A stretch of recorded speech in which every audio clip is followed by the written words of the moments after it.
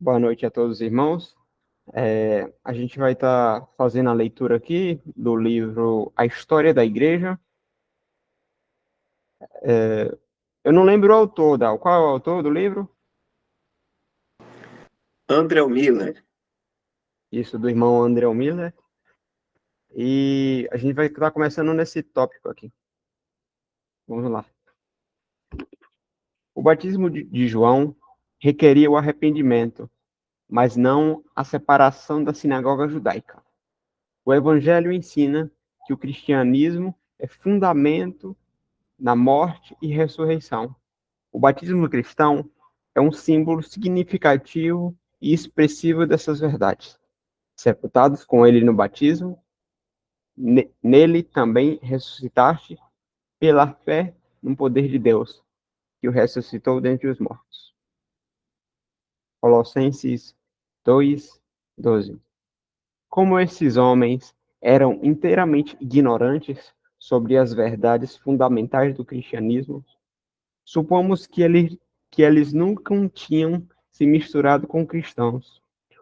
O apóstolo, sem dúvida, explicou para eles sobre a eficácia da morte e ressurreição de Cristo e sobre a descida do Espírito Santo. Eles creram na verdade e receberam o batismo cristão.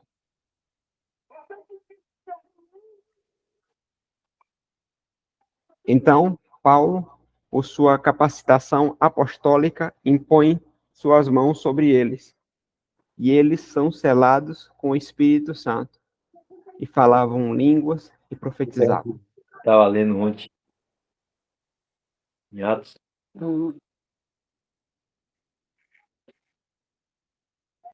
Oi, irmão.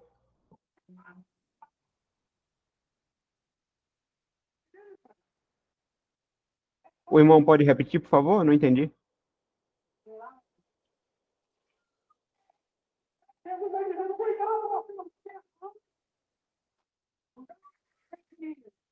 Irmão Cristiano, você pode repetir, por favor? Que eu não entendi.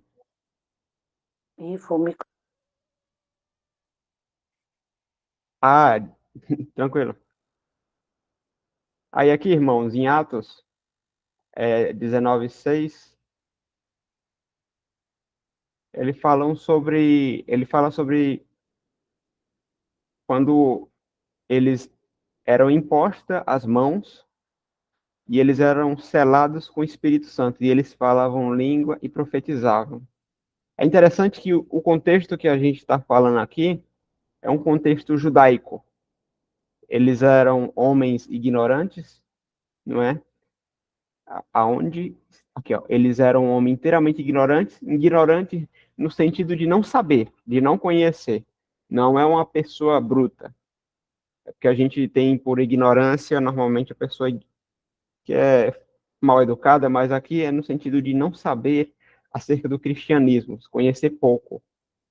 E eles, pelo contexto, eram homens judeus, e quando foram impostas as mãos, eles profetizavam. É interessante que o sinal de falar em línguas, primeiramente, profetizavam, era sempre no sentido de era um sinal para infiéis, não é um sinal para fiéis. Então, toda vez que haviam pessoas, uma manifestação de pessoas falando em línguas, quando a gente lê no Antigo Testamento, era sempre tinha sempre um contexto judaico nisso, porque existe uma passagem que fala assim, ó, que ainda por outras línguas falarei a este povo e ainda assim não me ouvirão. Então, toda vez que a gente ter um contato, infelizmente, principalmente no âmbito pentecostal, talvez eu esteja falando errado, ou pentecostal, é, é um ali está sendo exacerbado a carne. Tanto é que essas pessoas que hoje costumam dizer que estão falando línguas, se você observar, existe um padrão na língua que elas falam. E, e é uma coisa tão. Eu vou usar um palavreado que eu acredito que é válido. É uma coisa tão descarada que existe um padrão em que elas falam, o que elas falam. Quem veio do meio denominacional sabe disso.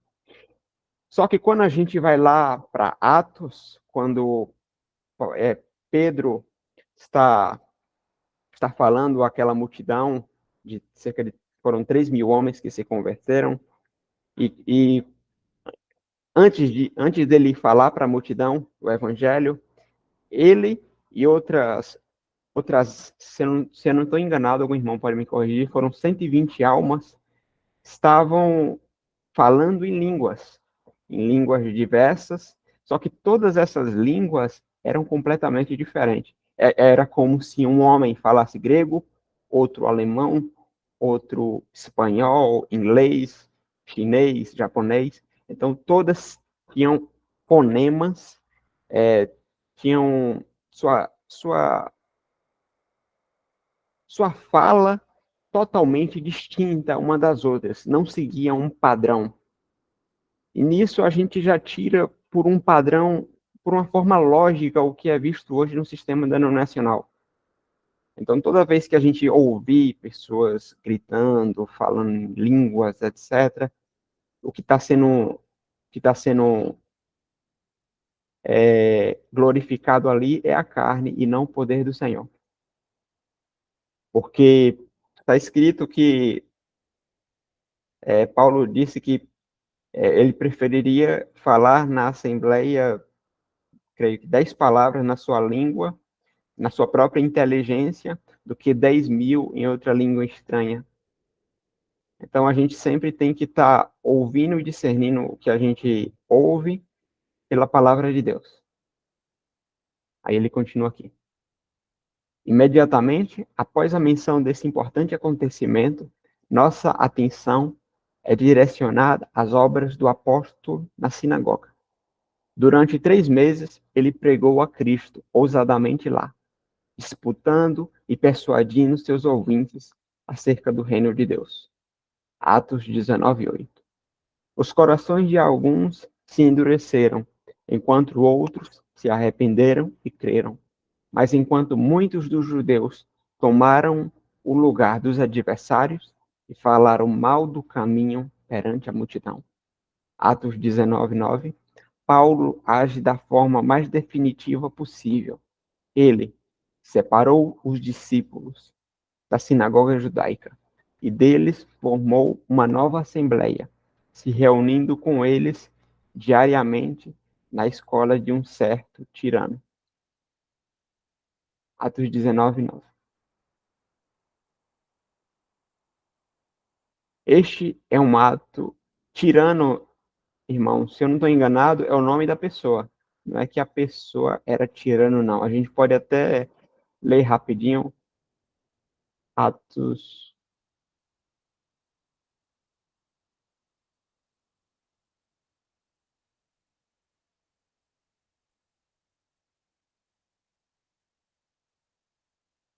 Atos 19,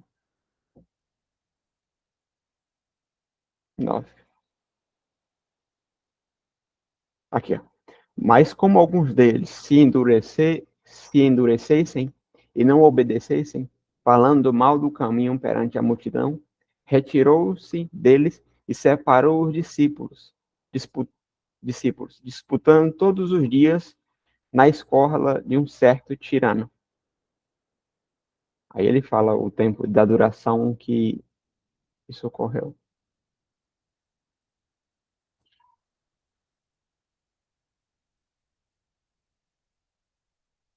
Este é um ato profundamente interessante e instrutivo.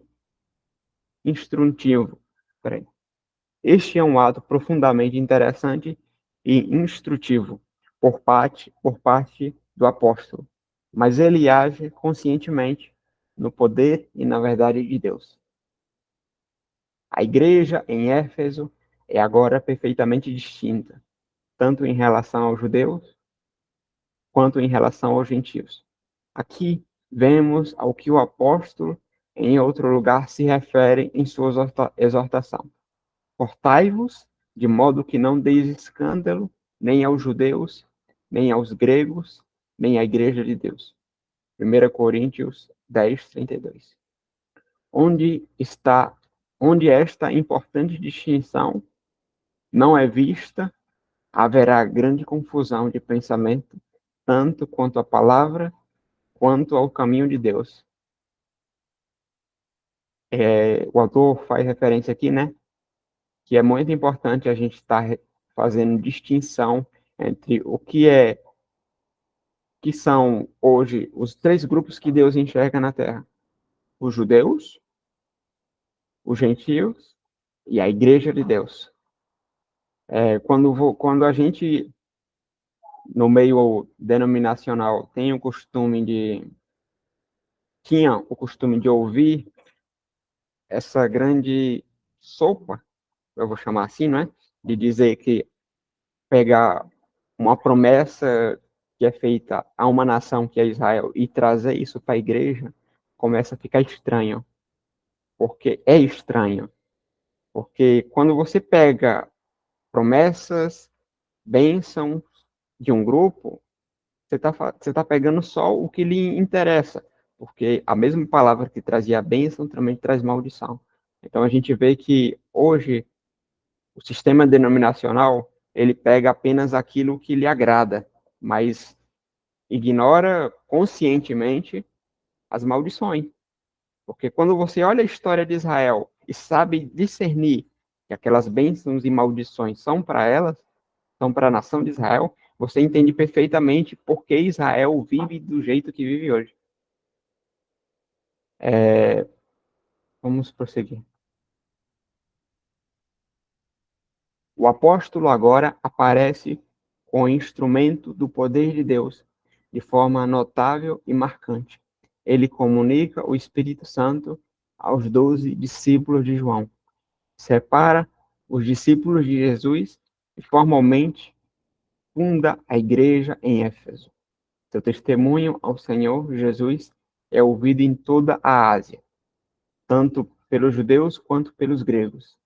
Milagres extraordinários são operados por suas mãos, e enfermidades fugiam de muitos apenas ao tocar a borda de suas vestes. O poder do inimigo desaparece diante do poder que está em Paulo.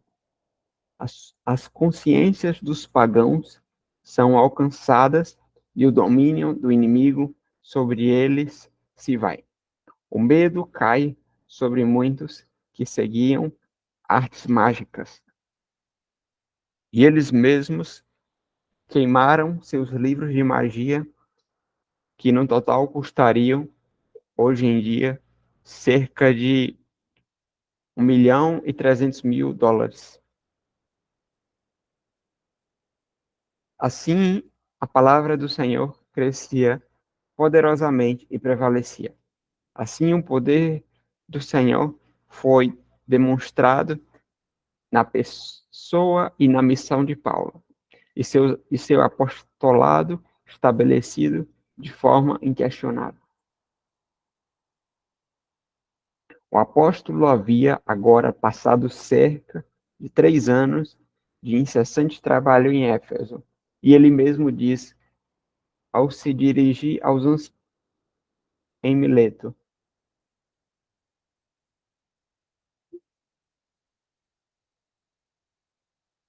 irmãos. O apóstolo havia agora passado cerca de 3 anos de incessante trabalho em Éfeso, e ele mesmo diz ao se dirigir aos anciões em Mileto: Portai-vos, portanto, vigiai, lembrando-vos de que durante 3 anos não cessei noite e dia de admoestar com lágrimas a cada um de vós. Atos 20, 31. E também suposto que, durante este período, ele tenha feito uma rápida visita e tenha escrito a primeira epístola aos Coríntios. A gente vai começar agora outro tema, o tumulto em Éfeso.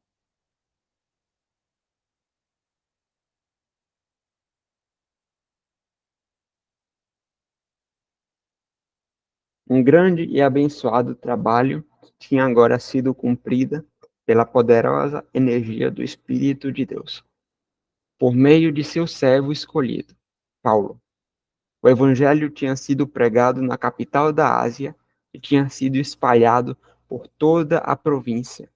O apóstolo agora sentia que seu trabalho tinha terminado ali e planejava ir a Roma, a capital do Ocidente e metrópole do mundo. A Grécia, a Grécia e a Macedônia já tinham recebido o evangelho, mas ainda faltava Roma. E cumprido essas coisas, Paulo propôs, em espírito, ir a Jerusalém, passando pela Macedônia e pela Acaia, dizendo: depois que houver estado ali, importa-me também ver a Roma. Atos 19, 21.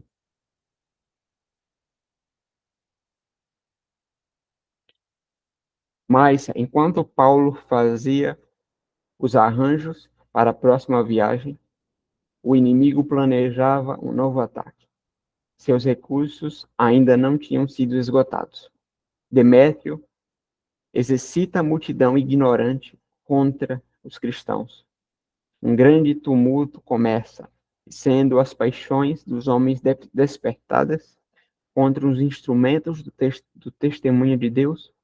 Os oficiais de Demétrio levantaram o clamor de que não somente a profissão deles corria perigo, como também que o templo da grande deusa Diana corria o risco de ser desprezado. Quando a multidão ouviu essas coisas, se encheram de raiva e gritaram, dizendo: grande é a Diana dos Efésios. Atos 19, 28. A cidade inteira estava agora imersa em confusão. Mas Paulo, misericordiamente, pelos seus irmãos e por alguns dos principais governantes da Ásia, que eram seus amigos, se abstém de comparecer ao teatro.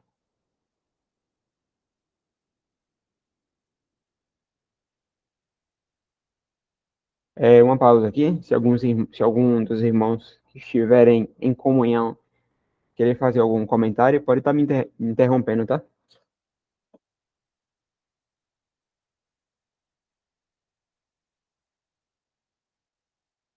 Os judeus, evidentemente, começaram a temer que a perseguição se voltasse contra eles, pois a maioria das pessoas não sabia com que propósito tinham ali se ajuntado.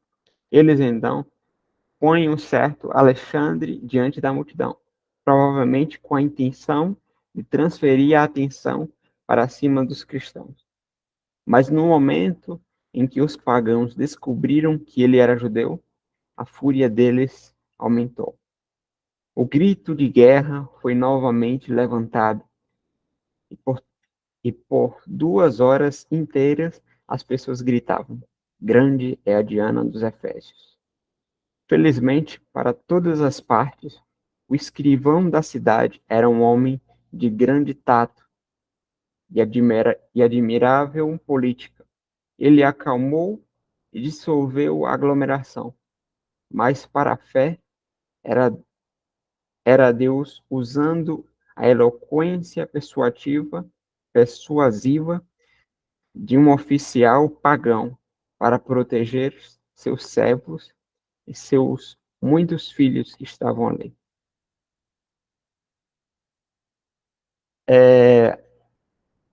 A gente sabe que houve duas, deixa eu ver, eu vou falar de um ataque específico. Houve 3 ataques à nação de Israel. O primeiro foi pelo rei da.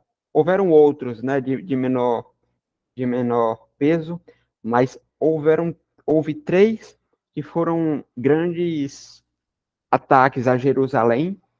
Na verdade, Jerusalém só foi atacada, pelo que eu sei, 3 vezes, como nação de Israel, né? Porque antes Jerusalém era dos jebuseus, e Davi tomou a Jebus, que era, e desde então se tornou Jerusalém, que é a cidade do grande rei, né? Que é a cidade do Senhor Jesus.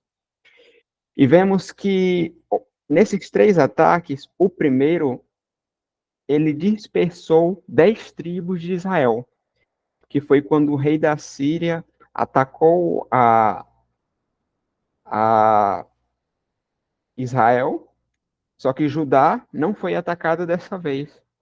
Anos após, Judá foi atacada. Só que eu quero focar nesse primeiro ataque do rei da Síria, porque a partir daí os judeus foram espalhados por todas as nações. E esse período, ele dura até hoje. Então, as 10 tribos de Israel, elas estão espalhadas pelo mundo, por todas as nações. Então, até, obviamente, pelo Brasil. E o Israel que existe hoje, ele é formado por 2 tribos. Benjamim, não, primeiramente Judá, né, que Judá tem a primazia, Judá e Benjamim. Por que eu estou falando isso? Porque haviam judeus, claramente, que habitavam em Éfeso, não é? E é interessante que o autor, ele comenta aqui, aonde? Aqui, ó. Mas no momento em que os pagãos, aqui, mas no momento em que os pagãos descobriram que era judeu, a fúria deles aumentou. Por que a fúria deles aumentou? Porque Israel, os judeus, já tinham um testemunho de que havia apenas um Deus, que é a verdade, não é? Que é o Deus de Israel. E quando eles descobriram que ele era judeu, então eles ficaram furiosos, porque os efésios eram pagãos, não é? Eles criam em vários deuses, e dentre eles tinham um especial que eles denominavam Diana.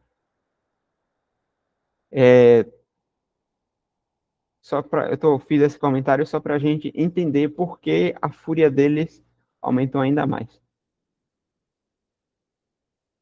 Aí ele continua aqui.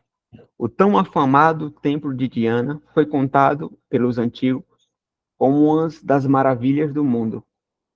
O sol, diziam, não via nada em seu curso mais magnífico que o templo de Diana. Era construído com o mais puro mármore e levou 220 anos para ser terminado. Mas com a disseminação do cristianismo, se afundou em decadência e quase nada dele agora sobrou para nos mostrar como era. O comércio de Demétrio era a confecção de pequenos modelos em prata do santuário da deusa. Estes eram colocados nas casas, guardados em memoriais e carregados em viagens. Mas como introdução do cristianismo necessariamente afetou as vendas desses modelos, os artesãos pagãos foram instigados por Demétrio a levantar um clamor popular em favor de Diana contra os pagãos. Algo me chamou a atenção aqui, irmãos, que esse comércio, né, eram guardados em memoriais e carregados em viagens. Hoje a gente tem no Brasil um algo que é idolatria, que infelizmente tem um cunho cristão, que é quando imagens de santos são levadas em vigílias, eu não sei o nome, quando é levado de uma cidade a outra e várias pessoas vão fazendo uma espécie de caminhada até lá. Então a gente vê que a idolatria, que antes era feito a deuses e hoje, infelizmente, é feita a homens, né? Homens ou mulheres caridosas que puderam na sua vida ter um bom testemunho de Deus, que hoje se vissem o que são feitos com eles, quando se transformam em alguém que teve um bom testemunho em santo, eles ficariam horrorizados. Só que esse costume de ser guardados em memoriais e carregados em viagens é antigo, que a gente lembra que daquele texto em Provérbios, que fala que não existe nada novo debaixo do sol. Então, toda forma de idolatria que a gente vê hoje, ela já é muito antiga. Ela só muda de embalagem, né? Aí, a partir daqui, a gente vai começar outro tópico, que é a partida de Paulo de Éfeso para a Macedônia.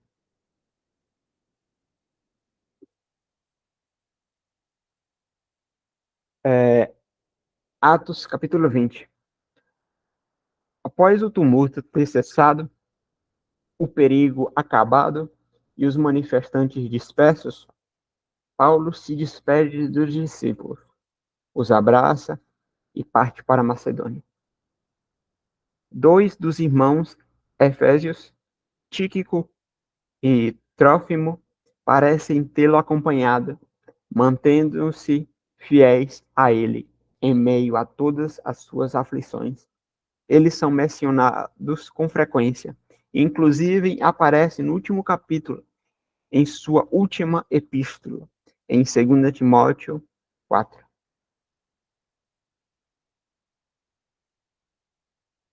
O historiador sagrado é extremamente breve em seu registro sobre o proceder de Paulo neste momento.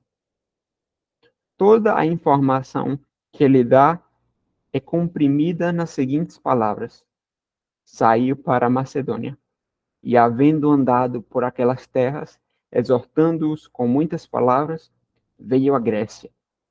E passando ali 3 meses, Atos 20, de 1 a 3, é geralmente suposto que essas poucas palavras abrangem um período de 9 ou 10 meses, do começo do verão de 57 depois de Cristo até a primavera de 58 depois de Cristo.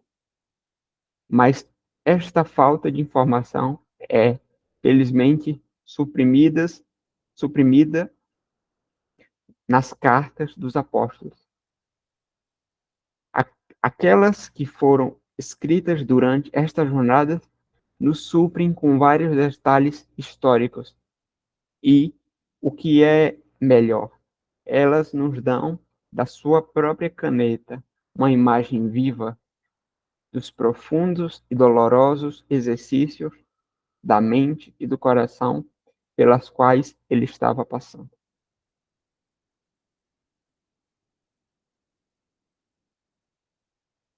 Parece que Paulo tinha combinado de se encontrar com Tito em Troade, que lhe traria notícia direto de Coríntio sobre o estado das coisas por lá. Mas semana após semana se passou e Tito não aparecia. Sabemos alguma coisa sobre as obras dessa grande mente e coração nesse tempo. Pelo que ele mesmo disse: ora, quando cheguei a Troade para pregar o evangelho de Cristo, abrindo-se-me uma porta no Senhor, não tive descanso no meu espírito, porque não achei ali meu irmão Tito, mas despedindo-me deles, parti para a Macedônia. 2 Coríntios 2, 12 a 13. Sua ansiedade pessoal, no entanto, não impediu de ir em frente com a grandiosa obra do Evangelho. Isto é evidente no versículos de 14 a 17.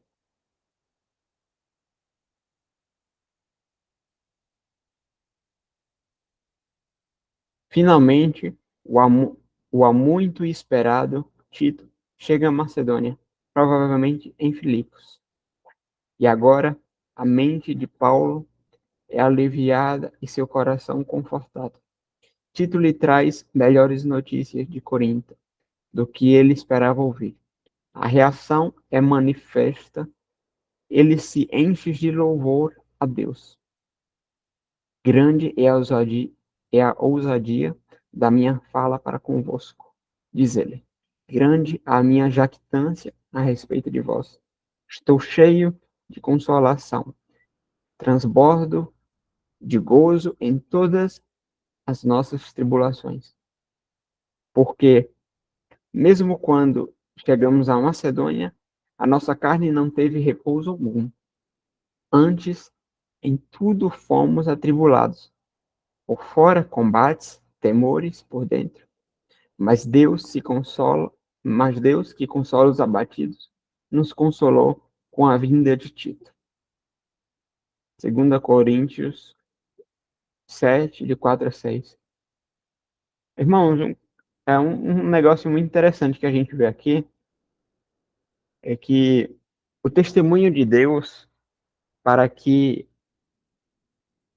o que é a igreja, no sentido de comunhão, é que sempre seja feito entre irmãos. É interessante que Paulo, dentro de si mesmo, não é? Ele fala que por tudo fomos, ele não estava sozinho. Então, por combates e temores por dentro. Então, enquanto por fora ele tinha que tratar com muitas bestas, no sentido de homens inimigos de Deus, que ao ouvirem o evangelho não havia arrependimento, muito pelo contrário, havia ira, né? Havia blasfêmias, xingamentos, e por muitas vezes até açoites, né? Até agressões físicas.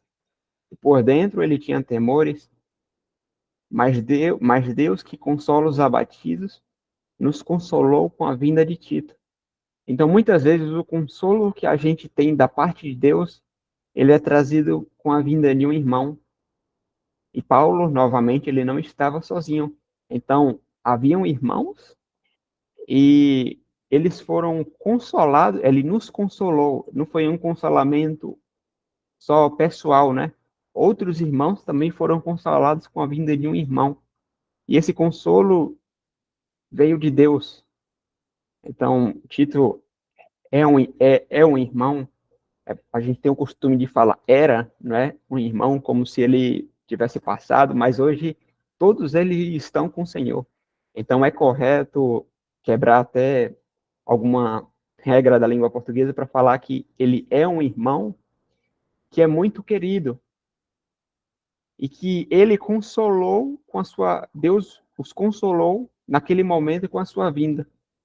Então, este negócio que pode nos aparecer de um de um pensamento até claramente egoísta, de que, o testemunho cristão, ele está depravado, não sei mais o que, e a partir de agora eu vou ficar só no meu cantinho, vou cear comigo mesmo, vou seguir só eu mesmo. Esse pensamento, ele não tem sua sustentação na palavra de Deus. Algum irmão tem algum comentário sobre o que a gente está lendo? Algum irmão que esteja em comunhão?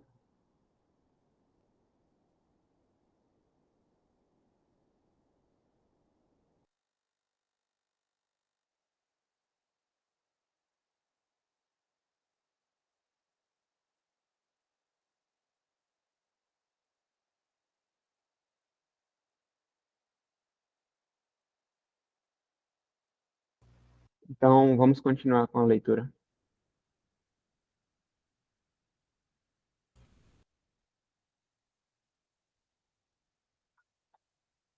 Logo após isso, Paulo escreve sua segunda epístola aos Coríntios.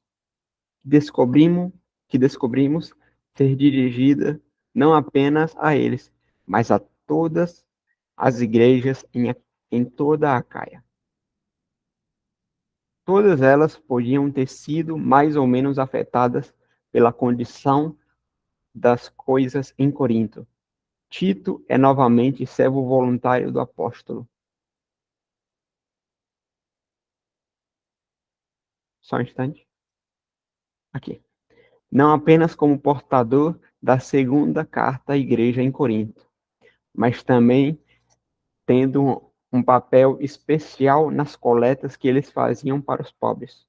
Paulo não apenas dá a Tito estritas instruções sobre as coletas, como também escreve 2 capítulos sobre o assunto. capítulo 8 e 9.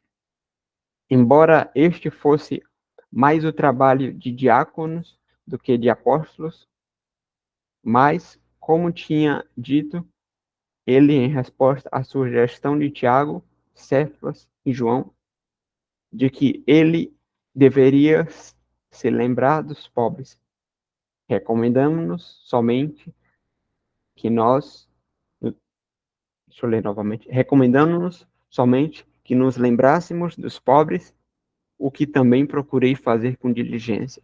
Gálatas 2:20. Uma coisa rapidinha, para a gente estar se observando nesse primeiro comentário do autor aqui. Logo após isso, Paulo escreve sua segunda epístola aos Coríntios, que descobrimos, essa parte aqui é interessante. Toda a parte é interessante, né? Mas essa aqui a gente pode dar um carinho. Diz que descobrimos ser dirigidas não apenas a eles, mas a todas as igrejas em toda a Caia. O que quer dizer isso aqui? Quando Paulo escrevia algo a Corinto, não era somente a Corinto que era dirigida. Claro que muitas coisas eram daquela assembleia, mas aquelas coisas que estavam acontecendo ali serviriam de luz para que outras assembleias pudessem enfrentar naquele momento, em um momento futuro, questões tivessem luz a partir daquilo que aconteceu. E é interessante se o autor citar essa epístola que foi dirigida aos Coríntios, porque é dito, é dirigido aos Coríntios a questão do véu da mulher, que a, que a, que a mulher deve, nos seus momentos na assembleia, também em oração, usar o véu, o seu testemunho, em sinal de sujeição. Infelizmente, existe um comentário que eu posso falar, sem medo algum, que é diabólico, de uma lenda. Uma lenda, e que lenda seria essa? Que lá em Coríntios as mulheres falavam demais, e não, lá em Coríntios as mulheres tinham uma cabeça rapada pelo culto a Diana. Só que isso não existe na palavra de Deus. Isso é uma lenda, isso não é um fato histórico.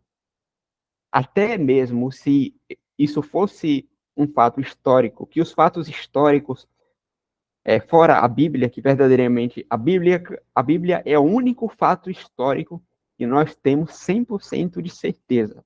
Até sobre a independência do Brasil, que a gente ouve tanto na escola, existem autores que contam diferentes versões. Então, até na história do nosso próprio país, a gente não pode confiar 100%, mas na palavra de Deus a gente pode confiar. Ora, se a gente não pode confiar em histórias recentes em toda a sua totalidade, imagine em um mito que se passou milênios, não é? Um mito que foi dado há pouco menos de 2000 anos atrás, em relação a essas mulheres que eram, que eram carecas, não é? Segundo esse mito, isso não é dito a palavra de Deus. Isso não convém. Então, tudo que a gente ouvir que foi dito aos coríntios é aplicável para a Assembleia no dia de hoje em dia. Seja em Coríntios, seja em Romanos, a palavra de Deus, ela é atemporal. Deus não muda de opinião, no sentido de, o que o Senhor falou há 2000 anos atrás, o Senhor mudou de opinião e hoje é diferente. Não. A palavra de Deus, ela é a mesma ontem, hoje, amanhã e para todo sempre. Então a gente sempre tem que ter o nosso guia pela palavra de Deus e tomar cuidado com as fontes que a gente ouve da palavra de Deus, porque existem pessoas que usam a palavra de Deus pegando versículos desconexos para falar sobre suas próprias teorias. O autor continua aqui O espaço que o apóstolo dedica aos assuntos relacionados às coletas para os pobres é notável e merece nossa cuidadosa consideração. Pode ser que alguns de nós tenhamos ignorado este fato até agora. Observe, por exemplo, o que ele diz de uma igreja em particular. Temos boas razões para acreditar que os filipenses, desde o começo, se importavam com o apóstolo. Eles o pressionaram a aceitar suas contribuições para ajudá-lo, desde sua primeira visita a Tessalônica, até seu primeiro aprisionamento em Roma, além de sua generosidade para com os outros. 2 Coríntios 8, de 1 a 4. Mas alguns podem imaginar, a partir disso, que eles eram uma igreja rica. Pelo contrário, Paulo nos diz, como em muita prova de tribulação, houve a abundância do seu gozo. E como a sua profunda pobreza abundou em riqueza da sua generosidade. 2 Coríntios 8:2. Eles doavam com tanta generosidade que tinham de sua própria pobreza. O texto aqui, irmãos, ele está falando em 2 Coríntios 8:2, mas o que Paulo está falando aqui é em relação aos filipenses. Que os filipenses, eles eram muito generosos e mesmo sendo pobres, eles ajudavam com abundância, entendeu? Como o autor fala aqui, como em muita prova de tribulação, houve abundância do seu gozo. E, e, a, e com a sua profunda pobreza, o que tinham de sua própria, eles doavam com tanta generosidade o que tinham de sua própria pobreza, né? Que ele fala aqui que abundam em riqueza da sua generosidade.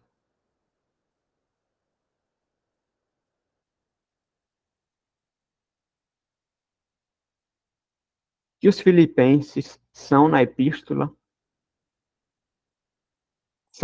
nas epístolas, a viúva pobre é nos evangelhos. 2 moedinhas era tudo o que ela tinha. Ela podia ter doado uma e ficado com a outra, mas ela tinha um coração não dividido, e ela deu as duas. Ela também deu o que tinha de sua pobreza. E onde quer que o evangelho seja pregado por todo o mundo, estas coisas hão de ser contadas como um memorial da generosidade deles.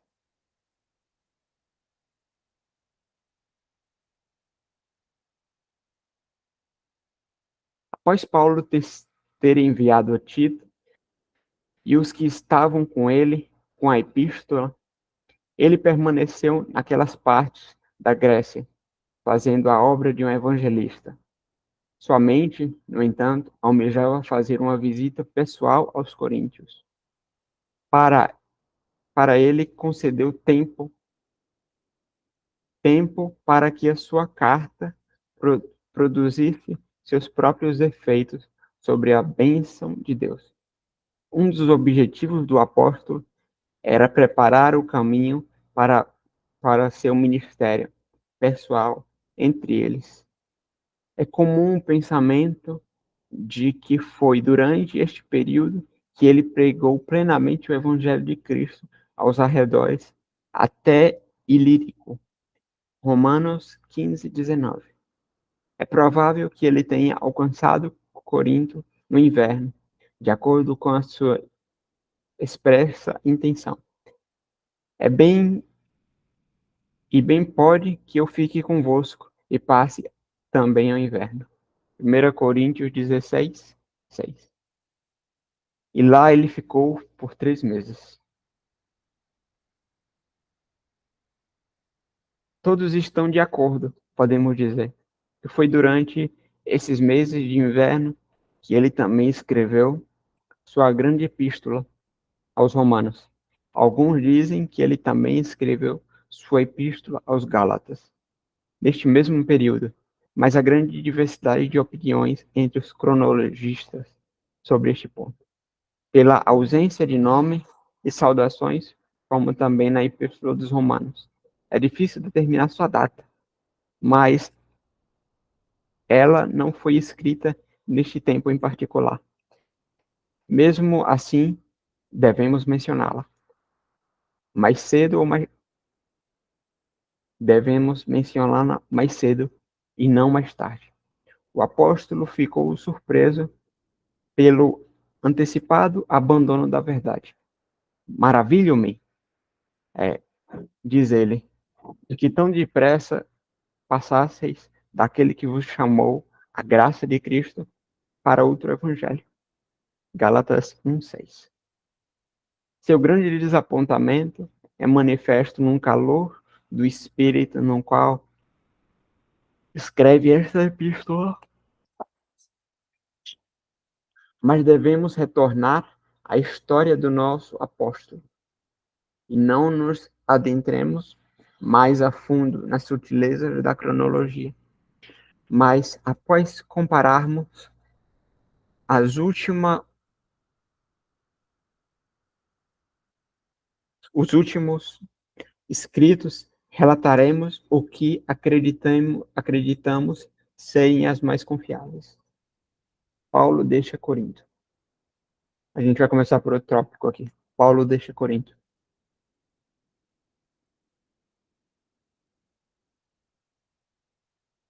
A obra do apóstolo tinha agora sido terminada em Corinto. E ele se prepara para ir embora. Somente se inclinava a ir a Roma. Mas havia uma missão de caridade em seu coração, a qual ele devia acatar primeiro. Somos favorecidos com as suas próprias palavras sobre esses diferentes pontos. Mas agora, que não tenham mais demora nestes sítios, tendo já há muitos anos grande desejo de ter convosco. Mas quando partir para a Espanha, irei ter convosco, pois espero que de passagem vos verei, e que para lá seja encaminhado por vós. Depois de ter gozado um pouco da vossa companhia, mas agora vou a Jerusalém para ministrar aos santos, porque pareceu bem a Macedônia e a Caia fazerem uma coleta para os pobres dentre os santos que estão em Jerusalém. Romanos 15, 23 a 26. Quando a sequência de nomes em Atos 24, Sópater, Aristarco, Segundo, Gaio, Tíquico e Trófimo, supõe-se que sejam irmãos que tinham em mãos as coletas que tinham sido feitas aos diferentes lugares mencionados. Em vez de velejar direto para a Síria e rodeia a Macedônia, por causa dos judeus que estavam à espreita, seus companheiros os esperavam em Troade. Lá ele passou o dia do Senhor, domingo, em uma semana inteira, a fim de ver os irmãos.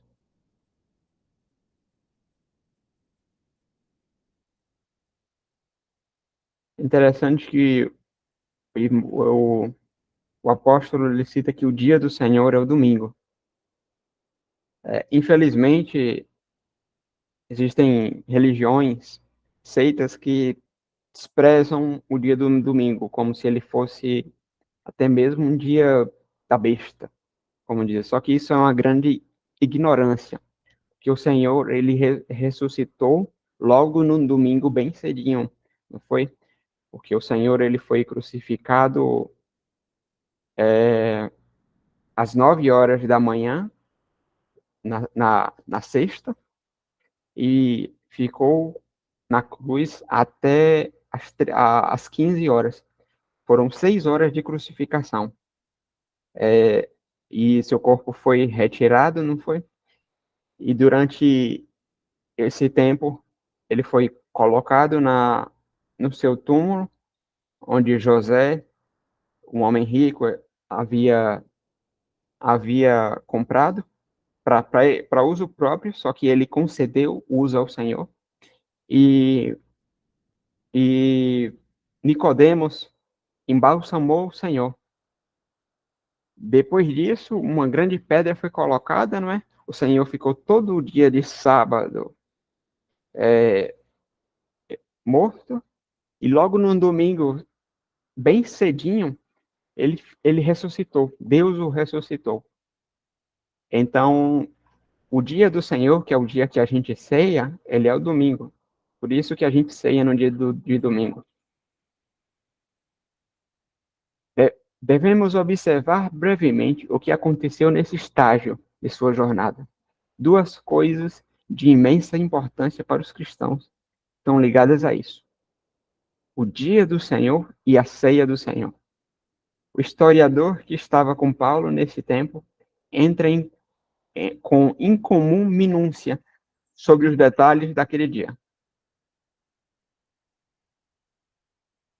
É evidente a partir desta incidental observação, que era o estabelecido costume dos primeiros cristãos se reunirem no primeiro dia da semana,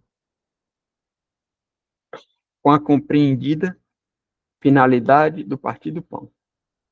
Temos aqui o principal objetivo e o momento normal da reunião deles. E no primeiro dia da semana, ajuntando-se os discípulos para partir o pão. Atos 20, 7. Atos 20, versículo 7. Vejam também 1 Coríntios 16, 2 e João 20, 19, Apocalipse 1, 10. Mesmo o discurso do apóstolo, precioso como era, é mencionado como algo secundário.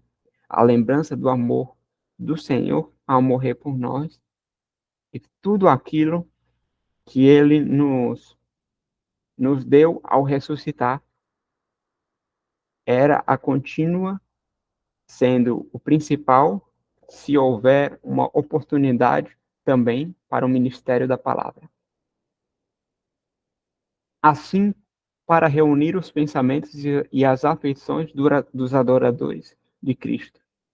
É bom lembrar que haja, mas o partimento do pão deve ser a primeira consideração e o principal objetivo da Assembleia. Só um momento. Dal, eu gostaria que a gente lesse até aqui e depois olhasse as referências que o irmão colocou aqui. E pelo tempo, acredito que essa parte aqui a gente ficaria para a próxima reunião de terça, se o Senhor permitir. O que os irmãos acham?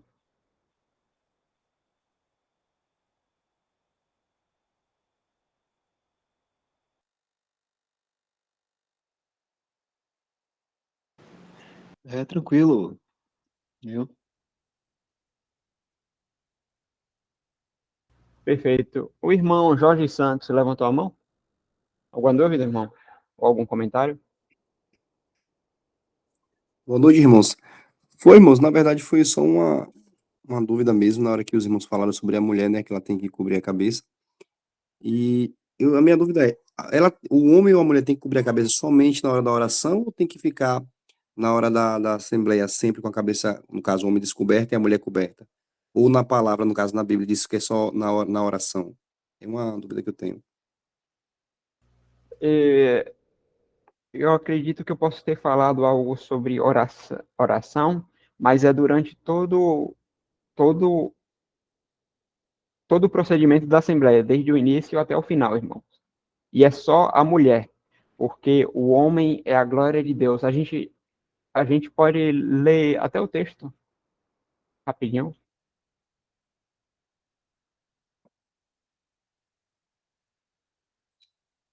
É bom que a gente já pode ler as referências e depois terminar o. Hum... Tá, você lembra onde está em Coríntios? Ou algum irmão? O texto que fala sobre isso. 1 Coríntios 11, irmão. 11, é. Pronto, vou colocar lá. Só um instante. Apresentar outra coisa. Irmão,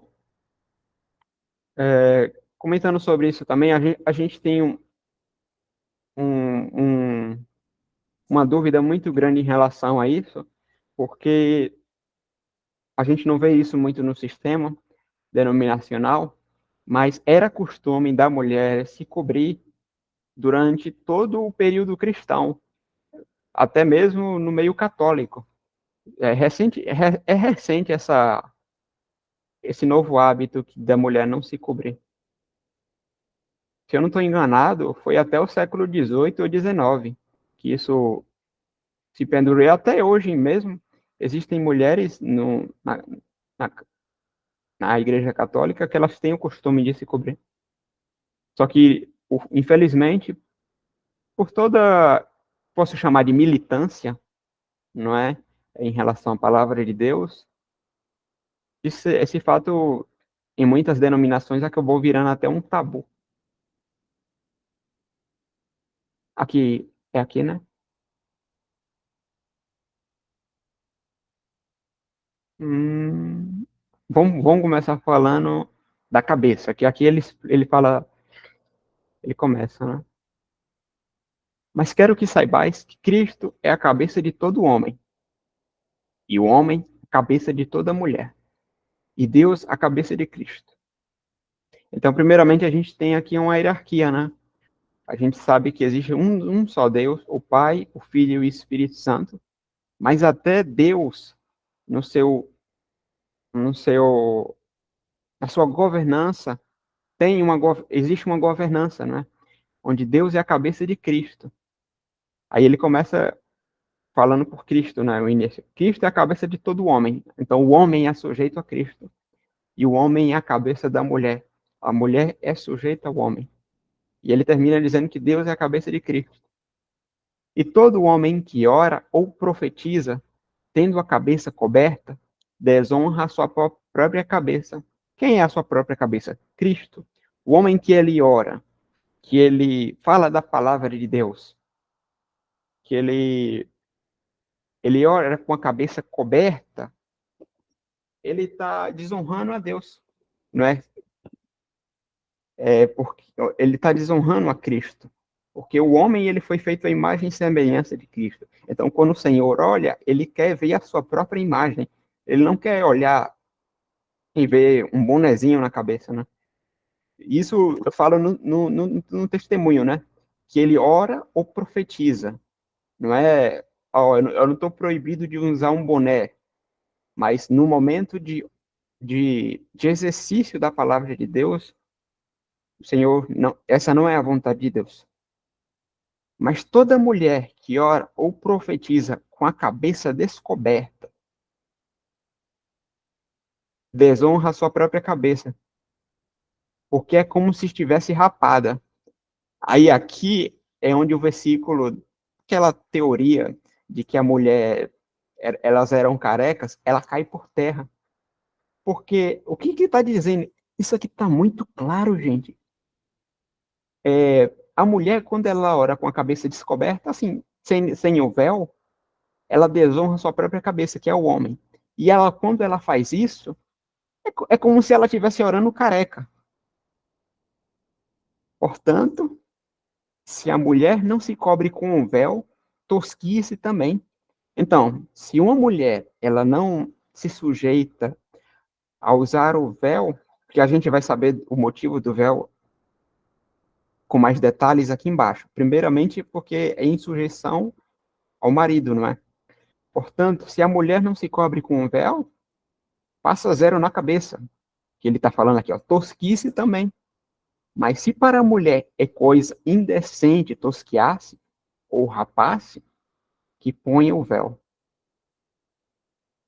O homem pois não deve cobrir a cabeça, porque é a imagem e glória de Deus, mas a mulher é a glória do homem. Porque o homem não provém da mulher, mas a mulher do homem. Porque também o homem não foi criado por causa da mulher, mas a mulher por causa do homem. Portanto, a mulher deve ter sobre o sinal, deve ter sobre a cabeça sinal de poderio, por causa dos anjos. Todavia, nem o homem é sem mulher, nem a mulher é sem o homem, no Senhor. Porque como a mulher provém do homem, assim também o homem provém da mulher, mas tudo vem de Deus. Um comentário sobre aqui, porque o homem não provém da mulher, mas aí depois ele fala aqui, ó. Depois ele fala que a mulher que o homem provém da mulher. O que ele está falando aqui? Porque o homem não provém da mulher, mas a mulher de Deus. Vamos voltar lá para o Éden. Gênesis, na criação. Quem foi que Deus criou para ser a sua imagem e semelhança? Quem foi que ele criou no primeiro momento para ser a sua glória? Ele criou o homem.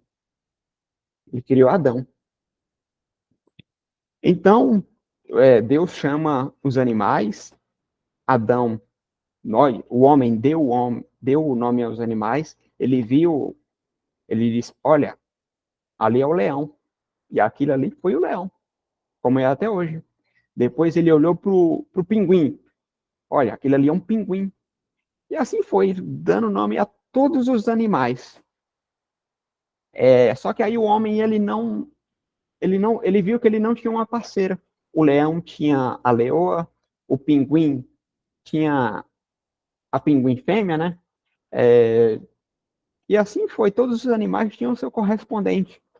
Só que o homem não se achava. E Deus viu que não era bom que o homem tivesse som. Aí entra nessa parte aqui, ó.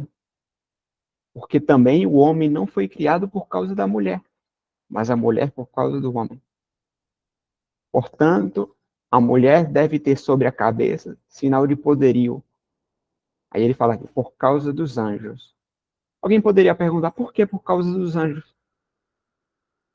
Hoje, o testemunho cristão na Terra, ele é um espetáculo, onde os anjos, toda a criação de Deus, que eles são muito numerosos do que a gente, né? Que a gente acha que existem, hoje dizem que existem 9 bilhões de pessoas na Terra, né? E hoje, 9 ou 7, irmãos, perdoa. Se a gente contar todos os que já existiram, seriam muito mais. Só que essa soma é muito menor do que os anjos que existem. Então, existem muitos, mas muitos anjos, a mais do que homens. E esses anjos, hoje, eles estão aprendendo sobre nós. Eles estão aprendendo sobre essa obra que Deus fez para com o homem, essa obra de grande magnitude. Porque os anjos, eles, quando caíram, não tiveram oportunidade de terem redenção. Mas nós sim, porque Deus foi misericordioso. Todavia, nem o homem é sem mulher, nem a mulher é sem o homem no Senhor. O que ele está falando aqui? Que nem o homem é sem mulher, nem a mulher é sem o homem. Porque Deus fez a mulher para o homem, lá em Adão. Não foi? Ele criou. Mas hoje, todos os homens que nascem, eles nascem de uma mulher. Eles têm uma mãe. Todo mundo aqui tem uma mãe. Então, por isso que não existe essa governança em que Deus colocou, não é? Deus é a cabeça de Cristo, Cristo é a cabeça de todo homem, e o homem é a cabeça de toda mulher. Mas o homem não pode olhar para a mulher e dizer, eu sou melhor do que você. Isso não existe. Deus não faz acepção de pessoas, mas existe uma ordem de governo. Porque como a mulher provém do homem, assim também o homem provém da mulher. Mas tudo vem de Deus, né? Então é isso, irmãos. Aí ele segue falando aqui no capítulo, né? Só que para a gente não se estender até pelo horário, se algum irmão tiver mais algum comentário sobre isso.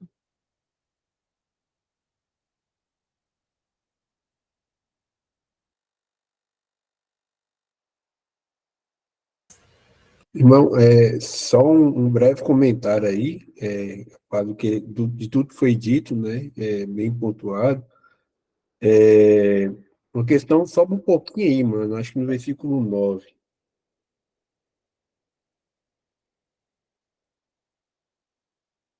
Não, é no 7. Pois, isso, o homem, pois, não deve cobrir a cabeça, porque é a imagem e glória de Deus, mas a mulher é a glória do homem. É, quando a mulher ela cobre a cabeça também, né? Além como essa forma de sinal aí de poderio para os anjos, também é uma forma de a mulher cobrir também essa glória do primeiro homem, porque agora nós estamos no segundo homem, né? Que é Cristo. Então, ele se remete aí na ordem da criação, primeiramente, a mostrar de onde a mulher veio, né? E ela veio para o homem, né? O que é uma figura também, né? Da igreja né? A figura de Cristo é a igreja, né? Sendo Cristo o noivo, né? E a igreja sua noiva. Algo que estava nos planos de Deus, né? Antes da criação do mundo, como a gente vê em Efésios, né? Então, essa primeira mulher, né, Eva, ali é criada à glória do homem. E quando ela cobre a cabeça, né, ela também está expressando que essa primeira glória do homem, né, ela não tem lugar mais nas coisas de Deus. Agora, ela é a glória, né, ela tampa essa glória do primeiro homem, porque agora nós manifestamos a glória do segundo homem, que é Cristo. Né? Aí depois de discorrer sobre essa questão aí na criação, o apóstolo vem e vai falar a ordem natural, que depois foi justamente, né, nem o homem, nem a mulher, né, todos vêm de Deus. Ou seja, agora o homem também vem da mulher. É a ordem natural. Primeiro ele vai lá na ordem da criação, né? E depois ele vem trazendo também essa questão que o irmão apontou muito bem. Agora, nem é o homem ser a mulher, nem a mulher ser o homem. E esse sinal, né, do véu, ele é um sinal não só para que nem o irmão falou também, né? A igreja hoje é chamada para dar um testemunho, é um espetáculo da multiforme sabedoria de Deus. Então, não é apenas quando a mulher está na assembleia, orando, né, ou estando ali com os irmãos, que ela deve cobrir a cabeça, mas também no exercício pessoal dela, individual, né, em casa, sozinha, ela está sendo assistida, né, por uma legião aí de anjos, né, celestiais aí, e ela também deve, né, cobrir a cabeça. E da mesma forma, o homem deve não cobrir a cabeça, tanto em assembleia como também no exercício individual. Ele deve, né, descobrir a sua cabeça, né, que nem foi relatado aí, né? Porque geralmente, infelizmente, como o irmão falou, né, é, hoje a militância é muito e eles vão justamente em cima da mulher, né? Mas esquece que tem uma ordenança para o homem também, né? O homem não deve cobrir a cabeça. E da mesma maneira que a mulher deve cobrir, o homem não deve cobrir. Então, não é uma ordenança só para a mulher, ele também é para o homem, né? Pronto aí, irmão.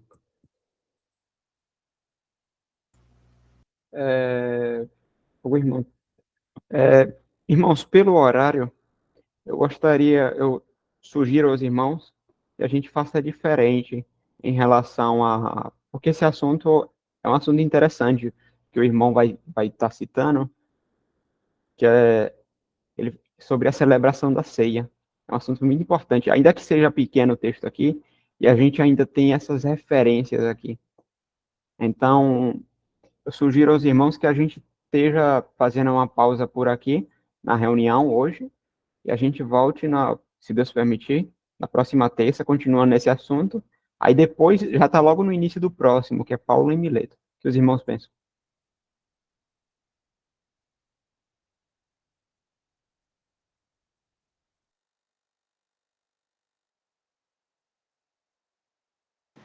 Tranquilo. Perfeito, irmãos. Só um comentário rapidinho, completando o que o irmão Madem falou. Ele falou uma coisa interessante sobre. Eu até aprendi, né, sobre esse aspecto que ele comentou sobre a mulher cobre a sua cabeça porque ela é a glória do homem, e a glória do homem não tem espaço na, no segundo homem, né? Isso é um negócio muito interessante que eu nunca. Ou algum irmão pode ter comentado isso, só que eu nunca observei. E é interessante também que esse ataque em relação à mulher é um negócio que o homem e a mulher, o casal, ele tem que vigiar muito, porque vamos voltar lá para o Éden, quando Eva teve uma amizade, muito que momentânea, com Satanás, eles tiveram um diálogo, né? Ali foi criado uma amizade, que logo Deus acabaria, porque todo mundo já teve uma experiência de fazer algo errado com um coleguinha e de repente ser descoberto. Então, naquele momento ali, você se sentiu ligado àquele coleguinha, ou as pessoas que fazem coisas erradas, elas, no seu dia a dia, elas têm uma ligação com a outra, né? E Deus viu que aquilo ali era muito perigoso. E ele, então, ele fala que ele colocaria inimizade entre a serpente e a mulher. Ele fala a serpente, né? Que colocaria inimizade entre a sua semente e a sua semente. A semente da mulher seria Cristo e e a semente da serpente, né? E é interessante que muitos dos ataques em relação à mídia é em cima da mulher. Hoje você tem um, um banner de esquina, é a mulher, normalmente é a mulher. O homem, ele não é muito visado nisso, mas a mulher, sim, ela sempre está sendo exposta, infelizmente, muitas vezes de forma vulgar. Então, essa militância, lacração, essa resistência em ter o papel submisso da mulher é um ataque direto do diabo. E, infelizmente, a militância o mundo coloca isso como se fosse ferir a dignidade da mulher. Só que ninguém deu mais dignidade à mulher do que Deus. A gente vê em muitos momentos o próprio Deus, o Senhor Jesus, tratando as mulheres com todo amor, carinho, elas o servindo.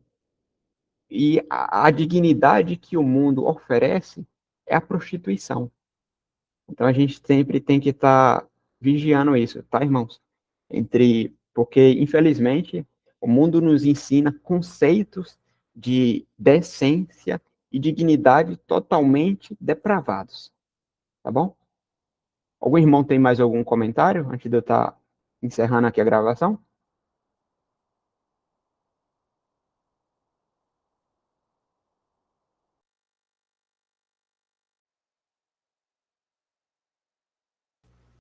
Pronto, vou estar encerrando a gravação aqui, viu, irmãos?